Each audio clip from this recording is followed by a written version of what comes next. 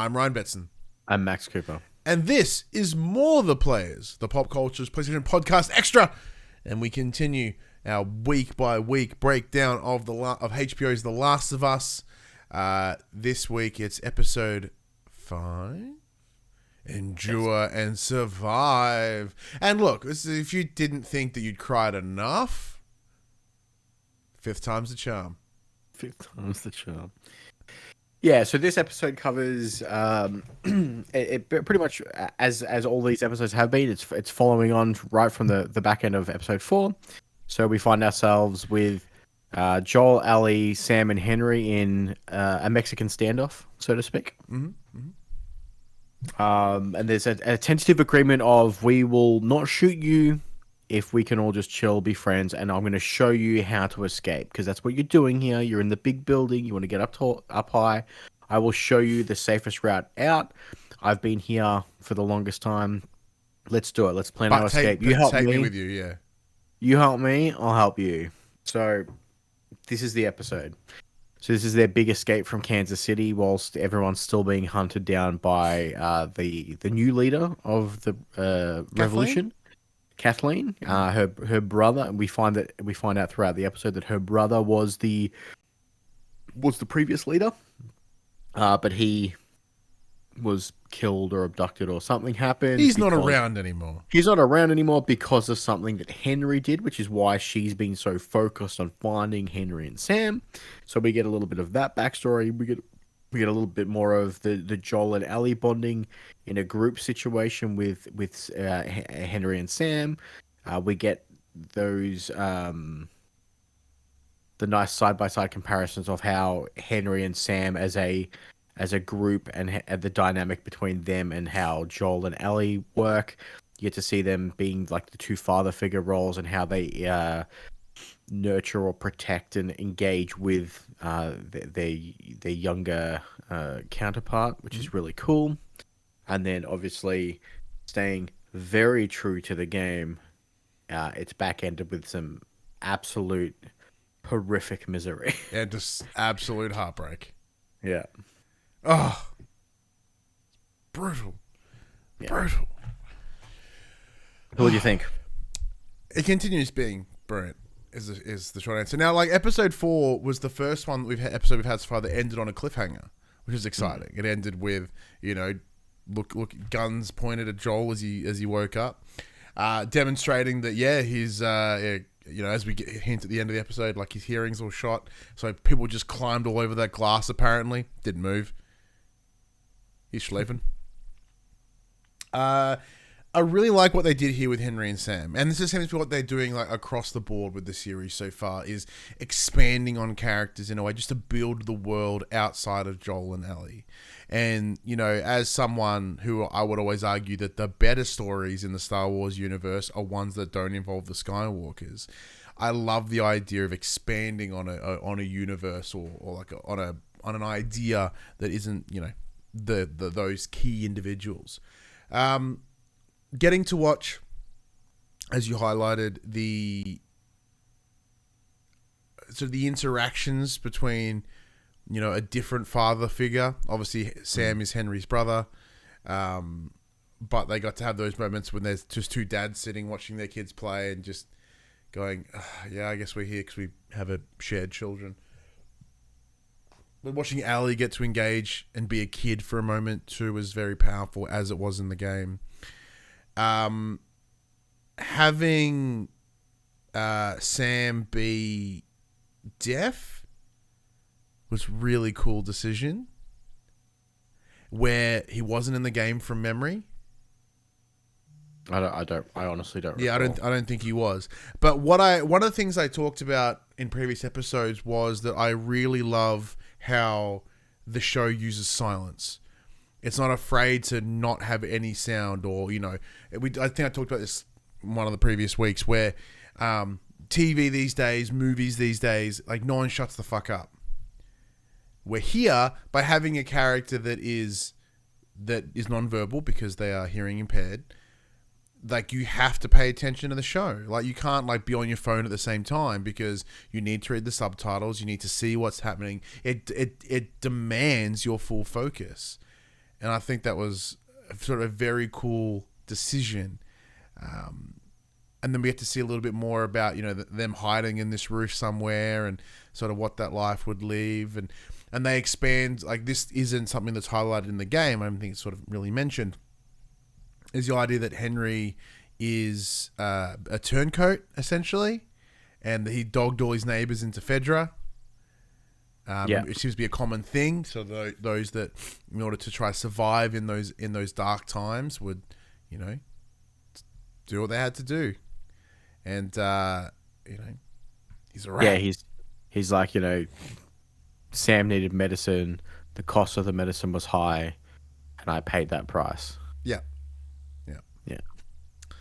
But what about yourself? And we'll get into the back end of it shortly, because the back end. No. So yeah, much like you said, it's really cool having those supporting characters of the game more fleshed out. Seeing them interact with each other was brilliant. And then obviously him having the knowledge that Joel needed to get through, because he asked a very simple question. Because they're standing at the top of the tower in the middle of the day. They're like, "What is wrong with this city? Like, what have you noticed that's wrong with this?" And Ali's like, "There's no infected." And he's like, "Oh no, there's infected. Oh yeah, they're just not up here. They're down below." And then obviously that's when they get into the whole, we need to go below to escape. Like, this is the plan. Yeah, they sort of build the idea that they've kind of shoveled them into like this little space.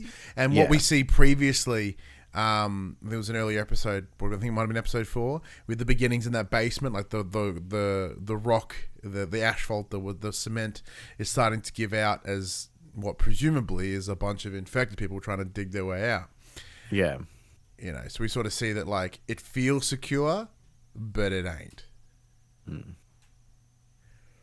But it's very good, sort of cool. One thing, and it also sort of reiterates the point that we were discussing last week, was even though the infected are scary, the real monsters are humans. Until the final moments, and the real monsters are the fucking monsters. But this was really cool. Like, it really allowed sort of those character moments to sort of hang and, do what this show does, which is show people. Yeah. And then, of course, by having those moments of hang, and you sort of get to see the growth and the journey that Sam and Henry go on, makes what happens later even more powerful again. So after they escape, they get through those tunnels and they head into the outskirts, and we get an almost 1-for-1. Now, granted, the whole underground area, beautifully 1-to-1 as well. Like that little daycare sort of area in what was almost like a fallout shelter is exactly how I remember it in the game. Yeah. So much so that I did the whole. I liked a little bit once they're through once they get through the underground and they're back into like the suburbs area. Ali's like, "Where are you guys going afterwards?" Henry's like, I don't know. And then straight away, because she doesn't think about things like the way Joel does. Yeah, she's like, we're going to Wyoming. We're going to Wyoming. And Joel gets shitty. She's like, "Fuck off. Wyoming's huge. Like, it can fit 2 more people."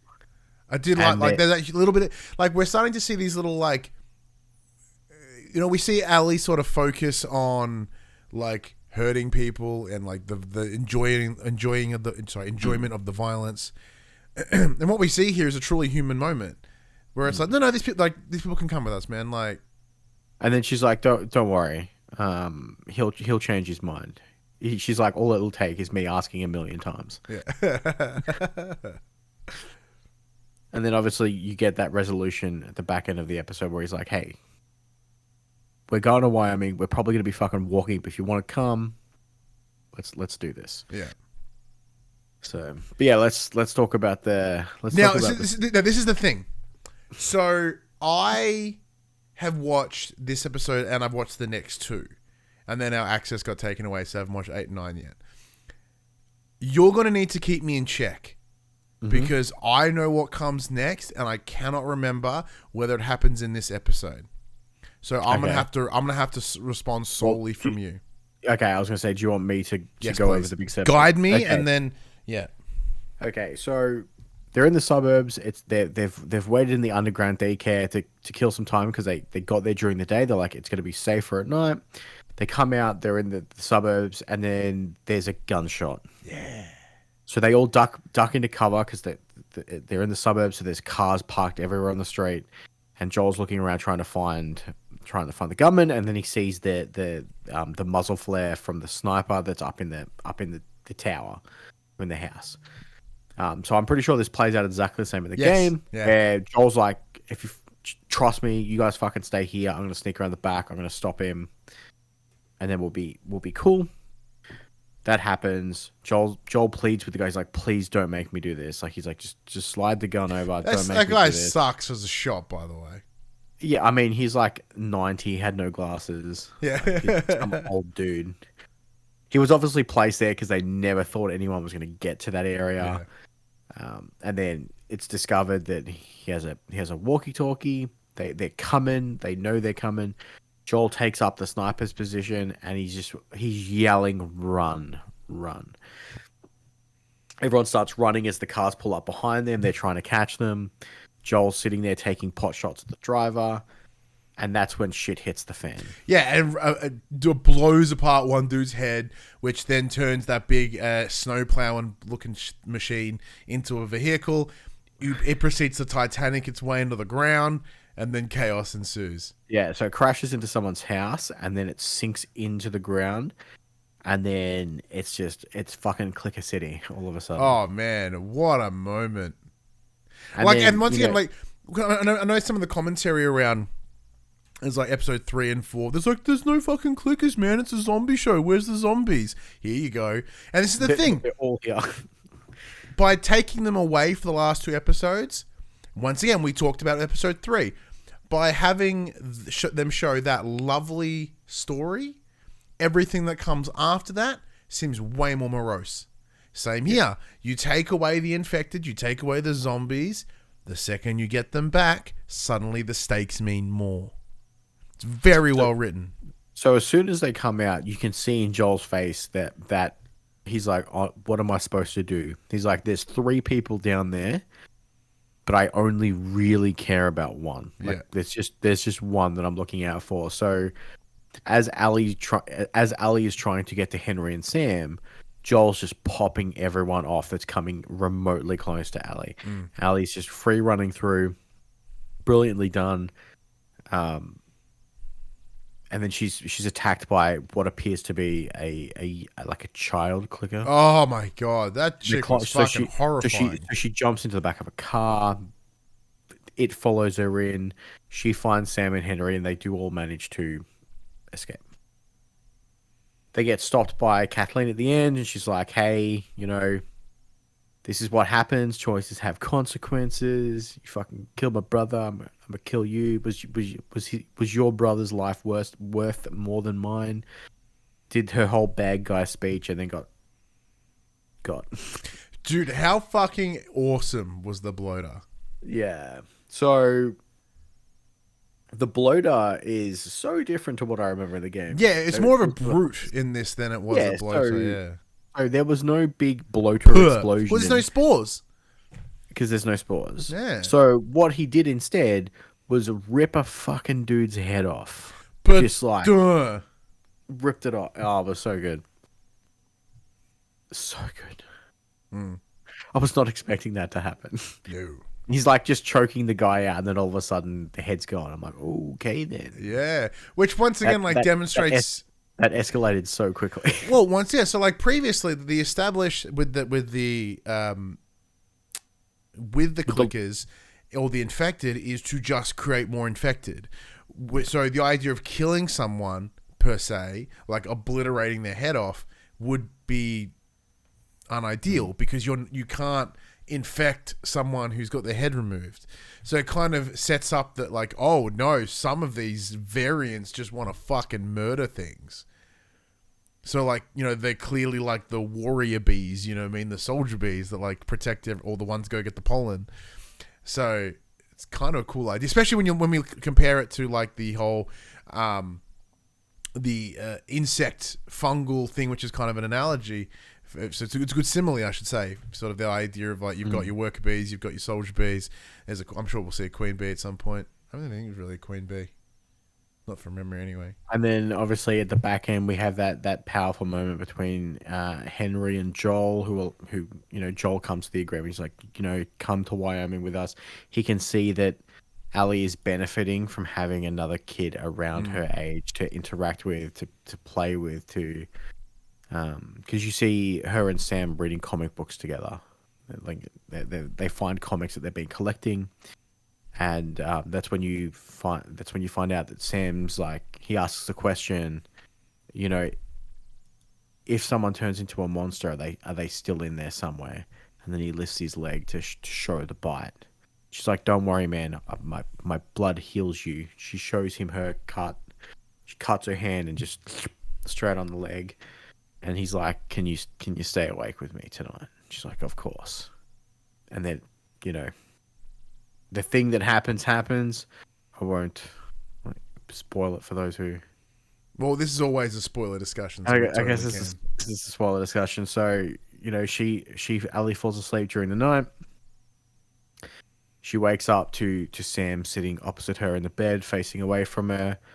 She goes to see if he's okay, and then he attacks because he's changed. And like it is in the game, shot for shot, they come flying through that door.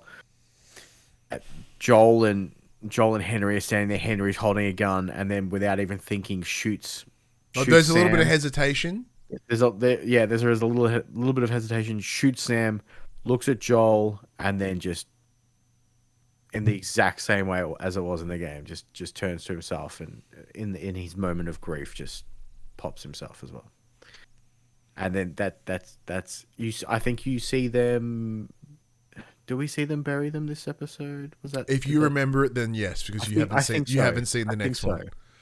Yeah, I think that's the back end of the episode is them dealing with that. Yeah, I couldn't remember whether that was the beginning of the next episode or not, so I don't think it is.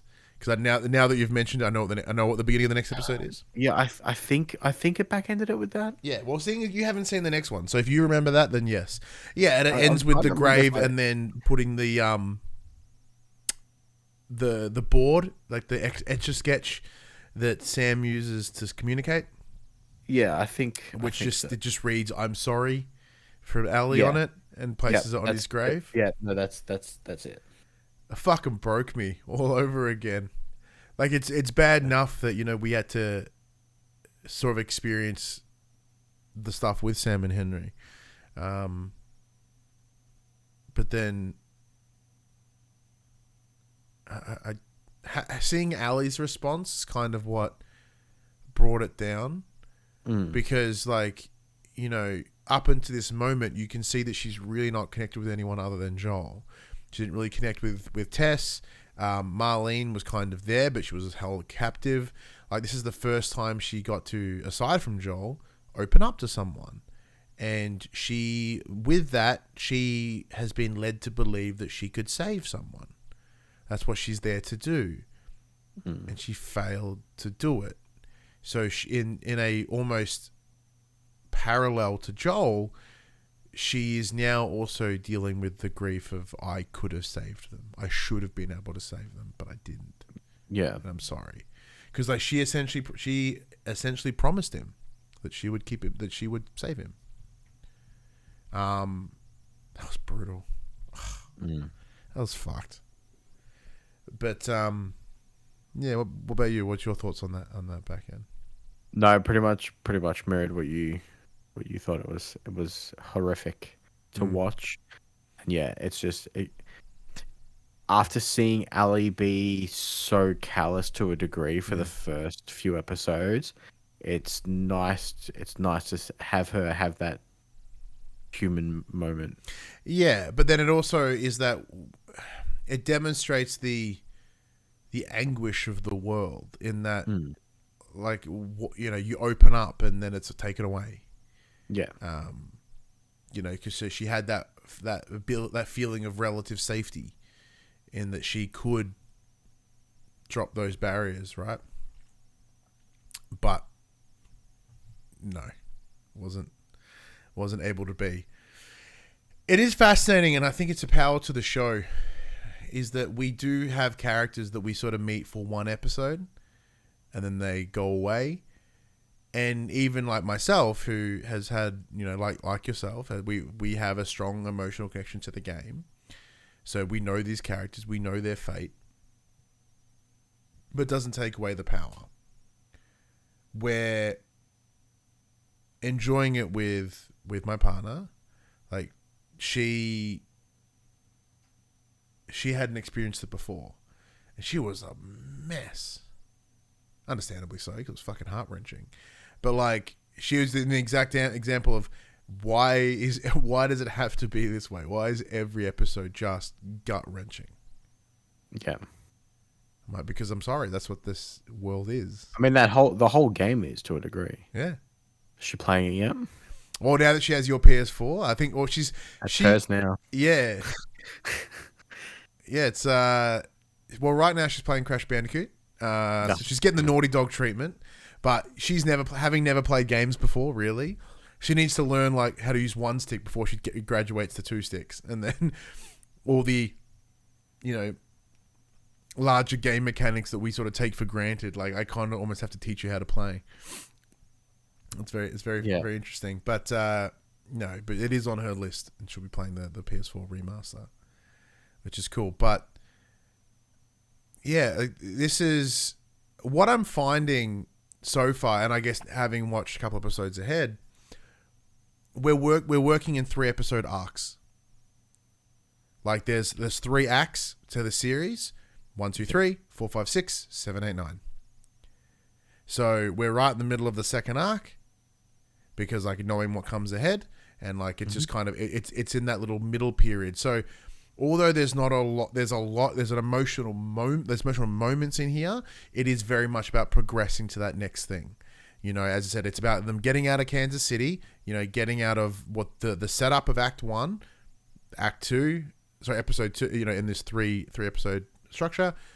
Bop, and now we're heading into that what is presumably the resolution of leading into the next 3 of the trilogy, which makes sense why it was 9 episodes. I did wonder why it was 9. Like, why not 10? Or like, I think 13 is a very common number. But yeah, once I sort of started to realize how they're delivering it, I'm like, no, I get it. And like, this does feel like a very middle episode. So like, we're sitting here, we've recapped about this was good, that was good, but like, it doesn't seem to be as poignant as, say, episode 3 was, or episode 1 was, episode 4 was. Episode 4 was like, we've established. Episode 4 is this is the new part of the world. This is continuing that, and 6 will then close that off, and then we head into the last part. Like, I'm just talking about standard fucking story structure, but it's really impressive, sort of like how they're condensing so much of this game into smaller moments, but it still feels big, and like it takes time, and there's a lot of emotional connection to everyone. Like, even like Kathleen, 2 episodes. Yeah. Barely. You know what I mean? So like it does flesh the world out, like, as in it does demonstrate that there are resistances that aren't Fireflies. Yeah. Like, that sets up that these individuals fought off Fedra out of Kansas City, which is not an unimpressive feat. But they didn't have to be connected to the Fireflies, because knowing in part 2 in the games, we start to see that there are establishments or factions of resistance that are not Fireflies, that are not Fedra. There's a couple of different things that we take into consider, that exist within the greater world. Yeah. So knowing that this is leading to season 2, which is part 2, I really like a lot of the little drip feeds here. We, as you said, we're seeing the violence, the violence that lives within Ellie, but also the humanity that she possesses. We see Joel and the understanding of the horrible shit that he has done, but the choices that he's making now, and the path that he is wanting to walk. And we're also seeing sort of hints of the greater world that didn't exist in part 1 because they hadn't planned part 2 at that point. What's your overall thoughts of where we're at now, or am I just talking out of my asshole? No, you see, I mean, it's definitely heading in that direction now, knowing that it got picked up for a season 2 so quickly. I think it'll be beneficial. Like we've said over the past couple of weeks, it's interesting that they've set Ellie up so there's less of a dynamic shift between her personality between part 1 and part 2, because at just from a game only perspective, it could be found to be quite jarring. Yeah, it could be. Yeah. Whereas now they seem to be slowly easing you into that point, so it makes sense. Because it was always there to begin with, which is really cool. And I guess that's just the benefit of having foresight here. So they know where they're going to end up, so they can set it up properly to begin with. Yeah. So, yeah. Beautiful. Well, there you go. That's our thoughts and impressions on episode 5 of HBO's The Last of Us.